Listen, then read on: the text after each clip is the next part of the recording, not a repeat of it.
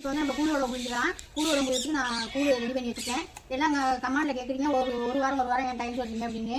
இப்போ நம்ம கொஞ்சம் கொஞ்சமாக தான் செய்யலாம். அதனால் கொஞ்சம் கொஞ்சமாக செஞ்சு நான் கேட்குறவங்களுக்கு நான் 3 மாதம் டைம் இருக்குது. 3 மாதம் நல்ல வெயில் இருக்கும். அந்த 3 மாதம் நான் கேட்குறவங்களுக்கு எல்லாருக்குமே 10 நாள் டைம் வச்சு எல்லாருக்குமே ரெடி பண்ணி தரேன். அப்புறம் நேற்று யாரோ ஒருத்தவங்க கேட்டீங்க, நான் வடை முடிஞ்சேன், இத்து போகுது, உடஞ்சி போகுது, என்னன்னு தெரியல அப்படின்னு. நீங்கள் கூழ் நல்லாவே செஞ்சுக்க மாட்டீங்க. இந்த மாதிரி கூழ் இந்த மாதிரி செஞ்சுக்கணும். அது தண்ணியை கம்மியாக வச்சு அரிசியை நிறையா போட்டிங்கன்னா, மாவு நிறையா போட்டிங்கன்னா உங்களுக்கு சீக்கிரம் வெந்து போயிடும். சரி வெந்து போயிட்டு அப்படின்னு சொல்லிட்டு நீங்கள் எடுத்துடுவீங்க. அது வேகாதுங்க. ஒரு குண்டா அரிசிக்கு நட பண்ணி இதால ஒரு குண்டா அரிசி வச்சிங்கன்னா இதால நீங்கள் 6 குண்டா 5 குண்டா நீங்கள் தண்ணி வச்சுக்கணும். அரிசிக்கு தகுந்த மாதிரி முன்ன வேகும். அது மாதிரி தண்ணி வச்சுக்கோங்க. வாங்குற நீங்கள் வாங்கிக்கலாம். இல்லைன்னு சொன்னாக்கா நீங்கள் இந்த மாதிரி ஈஸியாக புரிஞ்சுக்கலாம். இந்த மாதிரி உரல்லாம் வச்சு புரியாமல் இந்த மாதிரி கவர் வச்சு புரியுங்க. நல்லாவே சூப்பராகவே வரும். இப்போ புரிஞ்சிடலாம் வாங்க. அவ்வளோதாங்க, அவ்வளோதான். செத்த நேரத்தில் புரிஞ்சு வந்துட்டு போயிடலாம். யாருக்கெல்லாம் வடை வாங்கணுமோ வேலை நம்பருக்கு வாட்ஸ்அப் பண்ணுங்கள்.